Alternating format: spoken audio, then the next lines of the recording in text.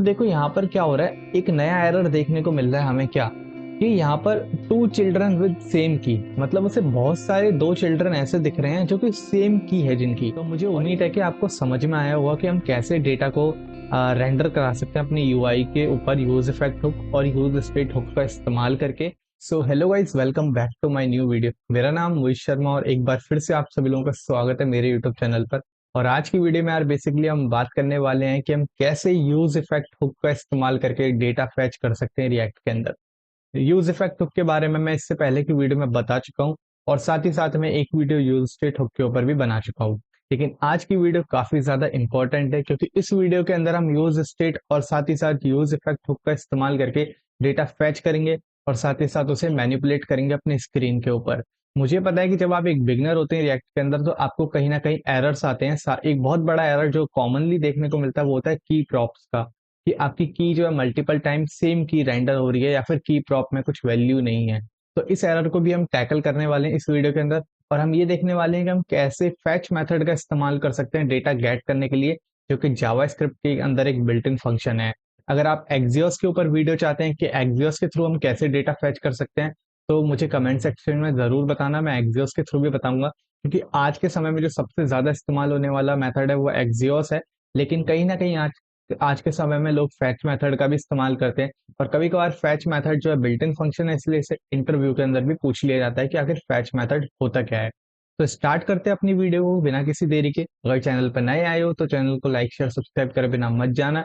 और कोई भी क्वायरी है या कमेंट है और या फीडबैक है तो मुझे कमेंट सेक्शन में जरूर भेजना। तो स्टार्ट करते हैं वीडियो को। अभी जैसा कि आपको स्क्रीन पर दिख रहा है कि मैंने एक मिनिमल सा यूआई क्रिएट कर रखा है। बेसिकली ये हमारा एक छोटी सी पोस्ट का यूआई जिसे हम मल्टीपल टाइम रेंडर करेंगे जब हम डेटा को फैच करेंगे यूज इफेक्ट का इस्तेमाल करके। तो सबसे पहले अपने यूज इफेक्ट का इस्तेमाल करते हैं और डेटा को फैच करते हैं। लेकिन डेटा को फैच करने से पहले हमें एक चीज चाहिए होती है, वो होती है हमारी एपीआई। तो एपीआई आखिर हमें कहाँ से मिलेगी, क्योंकि अभी आपको नहीं पता होगा कि एपीआई कैसे क्रिएट करते हैं और may be you know about it. लेकिन कोई बात नहीं, एपीआई हम फ्री एपीआई का इस्तेमाल करने वाले हैं। तो सबसे पहले आपको अपने क्रोम पर जाना है और सिंपली सर्च करना है जेसन प्लेस होल्डर। तो यहाँ पर आपको फ्री एपीआई मिलेंगी जहां से आप जिनको आप इस्तेमाल कर सकते हो और रिएक्ट के अंदर मल्टीपल चीजें परफॉर्म कर सकते हो। तो ये फेक एपीआई हैं जिसमें फेक डेटा होता है सारा, जिसको हम इस्तेमाल कर सकते हैं। तो हम यहाँ पर ये जो पोस्ट नाम से दिख रहा होगा इसको लेने वाले हैं। तो इस एपीआई को हम कॉपी कर लेते हैं जस्ट, और इस एपीआई को कॉपी करने के बाद अपने रिएक्ट ऐप के अंदर इसको लिख देते हैं। तो मैं इस एपीआई को यहाँ पर कमेंट करके लिख रहा हूँ ताकि इसको हम ध्यान में रखें। तो ये एपीआई है जिसका हम इस्तेमाल करने वाले हैं। अभी पोस्ट को हम यहाँ से नहीं हटाएंगे। अब सबसे पहले काम क्या करना है, सबसे पहले अपने यूज इफेक्ट को इंपोर्ट कर लेते हैं। मैंने यहाँ पर ऑलरेडी इंपोर्ट कर रखा है तो मैं दोबारा करके बता देता हूँ, इंपोर्ट यूज इफेक्ट जो कि बहुत कॉमन सी चीज है। तो यूज इफेक्ट को इंपोर्ट कर लिया और यूज स्टेट हुक को भी मैंने इंपोर्ट कर रखा है, ठीक है। अब अब क्या करने वाले हैं कि हमें ना, जैसे ही हमारा पेज रीलोड होता है तो हमें क्या करना है, डेटा फैच करना है। तो डेटा फैच करना है तो मतलब पेज के रीलोड होने पे हमें डेटा फैच करना है। मतलब जब हम पेज हमारा रिफ्रेश होगा तो उसके इनिशियल फेज पे हमें क्या करना है, डेटा फैच करना है। तो ऐसा अगर हमें कभी भी करना होता है कि जब पेज जैसे ही हमारा रीलोड होता है या फिर पेज जब रेंडर होता है तो हमें डेटा फैच करना है, तो हम उसके लिए इस्तेमाल करते हैं यूज इफेक्ट का। तो यूज इफेक्ट को इस्तेमाल करते हैं और इसको ऐसे कुछ लिखा जाता है, कॉल बैक फंक्शन होता है और साथ ही साथ एक हमारे पास होती है डिपेंडेंसी एरे के अंदर। तो उस डिपेंडेंसी एरे को भी यहाँ पर हम लिख देते हैं। अब हम यहाँ पर इस्तेमाल करने वाले हैं फैच मेथड का। तो फैच मेथड को हम कैसे इस्तेमाल करेंगे मैं आपको बताता हूँ। हम यहाँ पर एक मेथड बनाएंगे, एक फंक्शन क्रिएट करेंगे और उस फंक्शन का नाम क्या होगा, फैच फैचिंग डेटा। फैचिंग डेटा उस फंक्शन का नाम होगा। तो उस फंक्शन को जैसे ही अब मैं एक बार थोड़ा सा जूम कर देता हूँ, अब आपको दिखाई दे रहा होगा। अब ये जो फैचिंग डेटा फंक्शन है ये एक फैट एरो फंक्शन है सिंपली। और बाकी आप नॉर्मल फंक्शन से सिंटेक्स का इस्तेमाल करके भी फंक्शन बना सकते हैं। अब इसके अंदर हम क्या करेंगे, असिंक फंक्शन बनाएंगे क्योंकि डेटा जो है हमारा असिंक्रोनसली भी हो सकता है और सिंक्रोनस भी हो सकता है। तो उसे मैनेज करने के लिए हम असिंक फंक्शन मेथड का इस्तेमाल करते हैं, असिंक का वेट का। तो देखो यहाँ पर क्या करने वाले हैं, यहाँ पर सिंपली हम लिखेंगे क्या, सबसे पहले लिखेंगे try catch. Try catch block का इस्तेमाल करते हैं। हम जनरली जब भी एपीआई कॉल करते हैं, अगर नहीं पता है कि ट्राई कैच क्या होता है तो आप कमेंट सेक्शन में लिख सकते हो कि ट्राई कैच क्या होता है, ठीक है। या फिर आप इसके बारे में पढ़ सकते हो, रेफर कर सकते हो कहीं से भी। तो अब सबसे पहले ट्राई कैच लिखते हैं और ट्राई कैच में अपना कंसोल कर देते हैं एरर को। कोई भी अगर एरर आएगा तो हमें पता लग जाएगा, कंसोल डॉट लॉग एरर, ठीक है। अब एक काम करना है कि अब हमें क्या करना है, अपना मेथड लिखना है, कॉन्स्ट डेटा। डेटा नहीं आएगा, सबसे पहले जो आएगा हमारे पास रिस्पॉन्स आएगा। कोई भी वेरिएबल आप नाम दे सकते हो अपने मुताबिक, अकॉर्डिंग टू यू। अब यहाँ पर अवेट मेथड का इस्तेमाल करके लिखना है फैच। फैच क्या करना है हमें, क्या फैच करना है, हमें एपीआई को फैच करना है। तो एपीआई हमारी कहाँ पर है, ये रही हमारी एपीआई। तो एपीआई से डेटा फैच करना है, तो इस एपीआई को कॉल कॉपी करो और यहाँ पेस्ट कर दो। अब इसके अंदर हमारे पास कुछ और भी हमें पैरामीटर्स देने होते हैं, एक ब्रेसेस लगाओ ऐसे, और सबसे पहले लिखो मेथड। मेथड में आपको क्या लिखना है, गेट मेथड। क्या है, गेट मेथड, कैपिटल में लिखना है। अब इतना मैं अभी इसके आगे कुछ नहीं लिख रहा हूँ। और सबसे पहले रिस्पॉन्स, जो भी हमारा रिस्पॉन्स आता है ना, वो हमारा जो रिस्पॉन्स होता है उसको आने में भी कुछ टाइम लगेगा। और वो साथ ही साथ जो रिस्पॉन्स होता है वो ऐसे फॉर्मेट में नहीं होता है कि जिसे आप रीड कर सको। तो उस रिस्पॉन्स को रीडेबल फॉर्मेट में बनाने के लिए और उससे डेटा गेट करने के लिए हमारे पास एक मेथड होता है, जेसन मेथड। तो मैं यहाँ पर क्या लिखूंगा, const data equal to await response dot JSON. ये एक मेथड होता है जो कि डेटा को जेसन फॉर्मेट में कन्वर्ट कर देता है। बेसिकली जो भी हमारा डेटा आता है, रिस्पॉन्स आता है फैच मेथड के थ्रू, वो रीडेबल फॉर्मेट में नहीं होता है, वो कुछ अलग ही फॉर्मेट में होता है। और कहीं ना कहीं वो प्रॉमिस वगैरह को भी हैंडल करने में मदद करता है, जिसके लिए हम अवेट का इस्तेमाल कर रहे हैं। तो अवेट क्या करता है, उस डेटा को रीडेबल फॉर्मेट में बनाने के लिए जेसन का इस्तेमाल लेता है और उसको कन्वर्ट कर देता है रीडेबल फॉर्मेट के अंदर। कहीं ना कहीं ये समझ सकते हो। अब कंसोल करते हैं डेटा को, कंसोल डॉट लॉग डेटा। अब जैसे ही मैं अब जाऊंगा अपने पेज पर और कंसोल में जाऊंगा, तो अभी मुझे देखना कुछ नहीं मिलेगा देखने को। और यहाँ पर एक class equal to class name का एरर आ रहा है, तो इसको फिक्स कर देते हैं। इसको सिंपली कंट्रोल एफ लगा के क्लास, कहीं पर भी अगर क्लास होगी तो वो क्लास नेम में कन्वर्ट हो जाएगी। तो क्लास नेम लिख देते हैं कुछ इस तरीके से, क्लास नेम। अब ये हमारा एरर नहीं आएगा, तो ये हमारा एरर फिक्स हो चुका है यहाँ पर। एक बार पेज को रिफ्रेश कर लेते हैं। अब अभी हमें कंसोल में कुछ नहीं मिल रहा है। अभी मैंने कहा था जैसा कि पेज रिफ्रेश करोगे तो आपको कंसोल में कुछ मिलेगा। तो अभी कंसोल में कुछ नहीं मिल रहा है, क्यों, क्योंकि अभी तक हमारी एपीआई जो है कॉल नहीं हुई है। तो ये जो हमने फैच डेटा मेथड बनाया है, इसको हम कॉल करेंगे अपने यहाँ पर, फैच डेटा। फैचिंग डेटा को हम कॉल करेंगे कुछ इस तरीके से यहाँ पर अपने यूज इफेक्ट हुक के अंदर। इस तरीके से भी हम फंक्शन को कॉल कर सकते हैं यूजर इफेक्ट हुक के अंदर, और मल्टीपल फंक्शंस को हम एक ही बार में कॉल कर सकते हैं यूजर इफेक्ट हुक के अंदर। अभी हमारा कॉल होगा। अब जैसे ही मैं अपनी यूआई पे जाऊंगा और एक बार रिफ्रेश करूंगा, देखो हमारा डेटा आ चुका है, हमारा 100 पीपल्स का डेटा आ चुका है हमारे पास। अब हमारा काम क्या है, अभी हमारे पास डेटा आ चुका है, लेकिन इससे पहले मैं एक चीज बताना चाहूंगा कि आप में से बहुत से लोग ये कह रहे होंगे कि भाई मेथड के बाद हमारे पास एक और चीज होती है, हेडर। जब भी हम फैच मेथड का इस्तेमाल करते हैं तो हमारे पास एक हेडर होता है जिसके अंदर हम लिखते हैं एप्लीकेशन कंटेंट टाइप। हमारे पास होता है कंटेंट टाइप, एक ऑप्शन होता है कंटेंट टाइप, कुछ इस तरीके से एक ऑप्शन होता है हमारे पास। और उसमें हम लिखते हैं एप्लीकेशन स्लैश जेसन। हम क्या बोलते हैं कि हमारी जो एप्लीकेशन है वो किस तरीके का डेटा दे रही है, जेसन फॉर्मेट में डेटा दे रही है। तो ये वाला जो मेथड होता है ना, हेडर वाला, जो हम हेडर के अंदर लिखते हैं, जब हम डेटा पोस्ट कर रहे होते हैं ना फैच मेथड के थ्रू, एक होता है गेट करना, मतलब डेटा को रिट्रीव करना, एक होता है डेटा को पोस्ट करना। तो जब हम डेटा को पोस्ट कर रहे होते हैं तब हम एप्लीकेशन स्लैश जेसन लिखते हैं। इसलिए यहाँ पर हम हेडर के अंदर कुछ भी नहीं लिख रहे हैं, हम डेटा को क्या कर रहे हैं, रिट्रीव कर रहे हैं, और उसे हम अवेट और असिंक की मदद से हैंडल कर रहे हैं और उसे जेसन फॉर्मेट में कन्वर्ट कर रहे हैं। हमें अपना डेटा मिल चुका है, हमें लगभग 100 पीपल्स की डेटा मिल चुका है, पोस्ट का डेटा। अब हमारा दूसरा काम क्या है, कि हमारा दूसरा काम यह है कि जितने भी ये पीपल्स हैं जिनका ये डेटा आया है, ये डेटा बेसिकली जेसन फॉर्मेट में आया है। देख सकते हो यहाँ पर डेटा जेसन फॉर्मेट में है। अगर मैं कोई भी एक यूजर लूँ, फर्स्ट यूजर, तो उसके पास क्या, बॉडी है, आईडी है, टाइटल है, यूजर आईडी है, ये सारी चीजें हैं। अब हमें क्या करना है कि हमें इसको स्टोर कराना है, टेम्पररी बेसिस पर स्टोर कराना है, तो स्टेट बनानी पड़ेगी हमें। और स्टेट बनाने के लिए हम क्या करते हैं, यूज स्टेट हुक का इस्तेमाल करते हैं। तो इस्तेमाल करते हैं अपने यूज स्टेट हुक का। तो मैं यहाँ पर यूज स्टेट हुक को डिफाइन कर देता हूँ। मैं लिखूंगा सिंपली कॉन्स्ट डेटा। बेसिकली मैं यहाँ पर लिख देता हूँ यूजर डेटा, और लिखूंगा सेट यूजर डेटा, और फिर उसके बाद लिखूंगा यूज स्टेट। अब यूज स्टेट के अंदर हमारा इनिशियल फेस में कुछ नहीं होगा, तो हम सिंपली क्या लिख देंगे, एक नल लिख सकते हैं, या फिर हम एक एम्प्टी एरे भी क्रिएट कर सकते हैं बेसिकली। तो मैं यहाँ पर एक एम्प्टी एरे क्रिएट कर देता हूँ। अब उसके बाद मैं यहाँ पर क्या लिखूंगा, मैं बोलूंगा जब मेरा डेटा फैच हो जाता है, जब मेरा डेटा फैच हो जाता है तो उसको सेट कर दो किसमें, यूजर डेटा के अंदर। तो मैं यहाँ डेटा अपना पास कर दूंगा, मेरा जो डेटा होगा वो यूजर डेटा बेसिकली स्टेट के अंदर सेव हो जाएगा। मैं फॉर्मेट कर लेता हूँ। अब डेटा जो है स्टेट के अंदर सेव हो गया, स्टेट के अंदर सेव हो गया तो एक बार उसको अलग से कंसोल करा लेते हैं अपनी स्टेट को, ताकि हमें पता लग जाए कि डेटा हमारे स्टेट के अंदर सेव हो चुका है।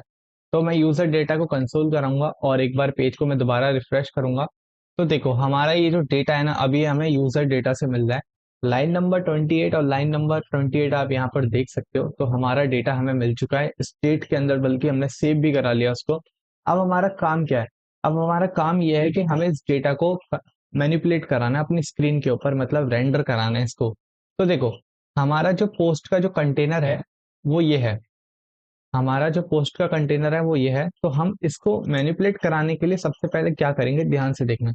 ये जो हमारा यूजर डेटा है, अगर हमारे पास यूजर डेटा है तो क्या करो, उसके बाद ये चेक करो यूजर डेटा डॉट लेंथ, जो यूजर डेटा की लेंथ है अगर वो ग्रेटर देन 0 है तो आप क्या करो, हम बेसिकली टर्नरी ऑपरेटर का इस्तेमाल कर रहे हैं। अगर आपको नहीं भी पता है कि टर्नरी ऑपरेटर क्या होता है तो सिंपली आप क्या कर सकते हो, आप direct user data dot map इस तरीके से कॉल करो और उसके अंदर हमारे पास क्या होगा, डेटा होगा। मैप मेथड के बारे में आपको पता ही होगा कि मैप मेथड क्या करता है। मैप मेथड जो है बेसिकली हमारे पास कोई एरे है तो उसके अंदर पर्टिकुलर एक सेक्शन को सिलेक्ट करने के लिए हम मैप मेथड का इस्तेमाल करते हैं। तो यहाँ पर हम क्या करेंगे, डेटा को सिलेक्ट करेंगे और अपने यूआई के अंदर यूआई को रेंडर कराएंगे मैप मेथड के थ्रू। हम अपने यूआई को सिलेक्ट करेंगे यहाँ पर और इस तरीके से लिख देंगे। एक बार मैं फॉर्मेट कर लेता हूँ डॉक्यूमेंट को। मैंने क्या करा है, कर्ली ब्रेसेस लगाए हैं, user data dot map map method का मैंने इस्तेमाल करा है। अब ये जो डेटा है मेरे पास क्या क्या पैरामीटर्स लेके आ रहा है, एक बार ये देख लेते हैं कि डेटा के अंदर मेरे पास क्या क्या है। मैंने अभी बताया था बॉडी है, आईडी है, टाइटल है, यूजर आईडी है। तो टाइटल की जगह पर हम टाइटल प्लेस करा देंगे अपने H2 टैग के अंदर। तो हम लिखेंगे क्या, डेटा डॉट टाइटल, ठीक, डेटा डॉट टाइटल। अभी यहाँ पर क्या है, कुछ भी रेंडर नहीं हुआ है। ऐसा क्यों हुआ कि यहाँ पर कुछ भी रेंडर नहीं हुआ है, एक बार मैं पेज को फॉर्मेट करता हूँ और फिर बताता हूँ। अब एक बार पेज को रिफ्रेश करते हैं तो मुझे अभी कुछ भी देखने को नहीं मिला है यहाँ पर। तो कहीं ना कुछ तो गड़बड़ हो रही है, तो इस चीज को हम हैंडल करते हैं। अगर मैं यहाँ पर मैप मेथड में डेटा डॉट टाइटल को हटा के पहले जैसा कर दूं तो देखना क्या होगा। अभी मुझे पोस्ट देखने को मिल रही है नहीं, ना तो मुझे कोई एरर मिल रहा है और ना ही मुझे पोस्ट देखने को मिल रही है। और साथ ही साथ एक प्रॉब्लम ये हो रही है कि ना ही मुझे डेटा देखने को मिल रहा है मेरे कंसोल के अंदर, जो कि मैंने यहाँ पर कंसोल करा रखा है यूजर डेटा। मैं एक बार दोबारा कंसोल कराता हूँ, console dot log user data. अगर आपको, हाँ डेटा तो मुझे मिल रहा है, तो आखिर फिर प्रॉब्लम क्या है बेसिकली। अब मेरे को पता है क्या है यहाँ पर प्रॉब्लम, क्या है कि मैप मेथड के अंदर हमें डेटा को रिटर्न करना होता है। मैप मेथड एक ऐसा मेथड है जिसके अंदर डेटा को रिटर्न करना होता है। अभी हमने क्या करा है, डेटा को रिटर्न ही नहीं करा है। और जब हमने अपने यूआई को रिटर्न नहीं करा है तो वो मैप भी नहीं होगा हमारी स्क्रीन के ऊपर। तो हमें क्या करना होगा, ये जितना बड़ा डिव है हमारा यहाँ पर, बेसिकली इसको क्या करना होगा, इसके नीचे हमें लिखना होगा रिटर्न, रिटर्न, और रिटर्न के बाद हमें दो ब्रेसेस लगाने होंगे। और दो ब्रेसेस लगाने के बाद हमें क्या करना होगा, इस कंप्लीट को यहाँ इस रिटर्न के अंदर डालना होगा। अब देखना हमारा डेटा हमें देखने को मिला है, तो 100 लोगों का डेटा हमें देखने को मिल रहा है यहाँ पर। तो समझ रहे हो, एक छोटी सी प्रॉब्लम भी कहीं ना कहीं बहुत बड़ी क्रिएट हो सकती है। लेकिन वहां पर हमने रिटर्न को नहीं डिफाइन करा था। जनरली मैप मेथड रिटर्न लेता है। क्या ऐसा हो सकता है कि बिना रिटर्न मेथड को लिए हम अपने डेटा को करा सकें कुछ इस तरीके से प्रिंट अपनी स्क्रीन के ऊपर। तो अभी देखो यहाँ पर ना, मैं जिस एरर के बारे में बात कर रहा था, हाँ हम डेटा को बिना मैप रिटर्न मेथड के भी रेंडर करा सकते हैं। अभी मैं उसके बारे में बताऊंगा, लेकिन सबसे पहले बात करते हैं कि ये जो की प्रॉप का एरर है इसे कैसे हैंडल करेंगे।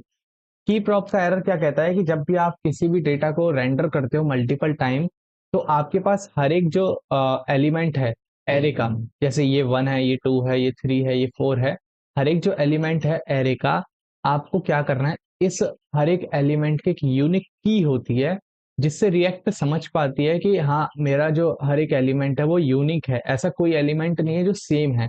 तो यहाँ पर क्या हो रहा है कि हर एक चाइल्ड जो है रिएक्ट के अंदर, अभी उसके पास कोई की नहीं है।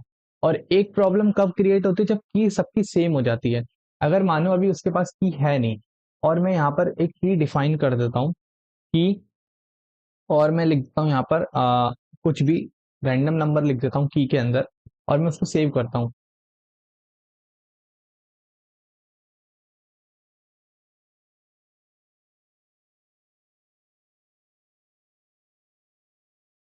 और ये एरर देखो मिलेगा, हमें हमेशा मिलेगा, चाहे मैं पेज रिफ्रेश कर दूँ फिर दोबारा एरर देखने को मिलेगा।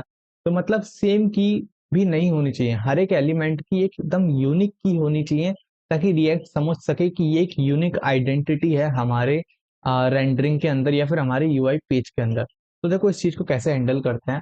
ये जो की है ना, इसके अंदर आप क्या करो, जो हमारा डेटा है 100 पीपल्स का, उसके अंदर क्या वैल्यू, और वैल्यू के बेसिकली एक आईडी नाम की कैटेगरी है, मैं दिखाना चाहूँ तो यहाँ पर देखो एक आईडी भी है हमारे पास, आईडी 1, यूजर आईडी 1। हर एक की आईडी जो है, यूजर आईडी तो सेम है सबकी, लेकिन आप इस आईडी को गेट कर सकते हो, और इस आईडी को गेट करने के बाद अपनी की के अंदर प्रोवाइड करा सकते हो। तो मैं सिंपली क्या करूंगा, वैल्यू डॉट आईडी लिखूंगा, यहाँ पर मैं लिखूंगा वैल्यू, वैल्यू डॉट आईडी। क्या हमें अभी भी ये एरर देखने को मिलेगा, की वाला देखते हैं। देखो अब वो एरर एकदम चला गया है, वो एरर हमें देखने को नहीं मिल रहा है, ठीक है। तो अब फटाफट से अब बात आती है कि हमने चलो डेटा मैप भी कर दिया है, लेकिन डेटा मैप कराने के बाद उसको अब अपने यूआई में कैसे दिखाएं डिफरेंट डिफरेंट, तो बहुत इजी है, ज्यादा मुश्किल नहीं है। देखो अब वैल्यू डॉट टाइटल लिखेंगे, वैल्यू डॉट टाइटल, ठीक। सबका टाइटल देखो अलग अलग हो गया वैल्यू डॉट टाइटल लिखने पे। और वैल्यू डॉट टाइटल लिखने के बाद अपनी बॉडी को लिखते हैं, यहाँ पर मैं लिखूंगा इसके अंदर, इसको हटाऊंगा यहाँ से, और मैं लिखूंगा क्या, वैल्यू डॉट बॉडी, बॉडी लिखा मैंने। तो देखो सबकी बॉडी भी बदल चुकी है टाइटल्स की। और एक चीज और करते हैं, यहाँ पर आईडी देते हैं, वैल्यू डॉट यूजर आईडी। तो वैल्यू डॉट यूजर आईडी, तो यूजर आईडी थी, तो देखो सबकी अभी यूजर आईडी का आई थिंक कैपिटल है आई यहाँ पर। हाँ, तो यूजर आईडी का आई जो है कैपिटल है, तो उसको ध्यान से लिखना। तो वैल्यू डॉट यूजर आईडी, तो सबकी आईडी आ चुके हैं यहाँ पर। अब पोस्ट आईडी जो है सबकी सेम है, तो देखो पोस्ट आईडी भी है हमारे पास वैल्यू डॉट आईडी करके, ताकि हम पता लगा सके कि ये अलग अलग है, वैल्यू डॉट आईडी। तो देखो, तो हमने यहाँ पर एकदम अच्छे तरीके से 100 लोगों का डेटा जो है मैप कर दिया है अच्छे से अपने यूआई के ऊपर। और हमें, मैं एक बार पेज रिफ्रेश करके दिखा दूंगा हूँ, 100 लोगों का डेटा मुझे मिल रहा है, और मैं जितनी बार पेज को स्क्रॉल डाउन करूंगा तो मुझे डिफरेंट डिफरेंट पीपल्स का डेटा मिलेगा, जो कि एक फेक डेटा है यहाँ पर। तो मुझे उम्मीद है कि आपको समझ में आया होगा कि हम कैसे डेटा को रेंडर करा सकते हैं अपने यूआई के ऊपर यूज इफेक्ट हुक और यूज स्टेट हुक का इस्तेमाल करके। अब एक चीज बात करते हैं कि बिना रिटर्न मेथड के हम कैसे रेंडर करा सकते हैं। तो बिना रिटर्न मेथड के रेंडर कराना कोई बड़ी बात नहीं है, आपको सिंपली क्या करना है। देखो अभी मैं एक बार दोबारा लिख के बताता हूँ चीजों को, मैं इसको यहाँ से कॉपी करूंगा, ठीक। और इस रिटर्न मेथड को मैं यहाँ से हटा दूंगा। जब मैं इस रिटर्न मेथड को यहाँ से हटा दूंगा, तो मैं क्या करूंगा, मैंने ये जो ब्रेसेस लगाए हैं इन ब्रेसेस को भी मैं हटा दूंगा यहाँ से। ब्रेसेस हटा दी, अब इसके बाद मैं लगाऊंगा ये वाले ब्रेसेस, स्मॉल ब्रेसेस। अब इसके बाद मैं क्या करूंगा, इसके अंदर पास करूंगा अपना यूआई, और मैं इसको फॉर्मेट करूंगा। आप देखो मैंने कहीं भी रिटर्न मेथड का इस्तेमाल नहीं करा, और मेरा यूआई कितना अच्छा दिख रहा है। रिटर्न मेथड के जब साथ था तो बहुत अजीब दिख रहा था, मतलब थोड़ी कॉम्प्लेक्सिटी सी दिख रही थी, अब देखो कितना सिंपल लग रहा है। तो अब मैं इसको एक बार कंसोल करता हूँ और रेंडर करता हूँ अपने पेज को, दोबारा से रिलोड करता हूँ, तो देखो मुझे मेरा यूआई एकदम अच्छे से दिख रहा है। तो यहाँ पर मैंने पूरा अच्छे से समझाने की कोशिश करी कि कैसे आप यूज इफेक्ट का इस्तेमाल कर सकते हो, और कैसे आप डेटा को मैनिपुलेट करा सकते हो। तो मुझे उम्मीद है कि आपको समझ में आया होगा। तो एक बार फिर से कहना चाहूंगा कि आप अगर यहाँ तक आपने वीडियो देखी, चैनल पर नए आए हो, तो चैनल को लाइक शेयर सब्सक्राइब करे बिना मत जाना, और कमेंट सेक्शन में जरूर बताना कि आपको चीजें समझ में आ रही हैं या नहीं आ रही हैं। तो मिलते हैं नेक्स्ट वीडियो के अंदर, जिसमें हम बात करने वाले हैं यूज रेफ हुक के बारे में, कि आखिर यूज रेफ हुक क्या करता है और कैसे वो रिलेटेड है हमारे यूज स्टेट और यूज इफेक्ट हुक के साथ में। तो मिलते हैं नेक्स्ट वीडियो में, thank you so much for watching, bye.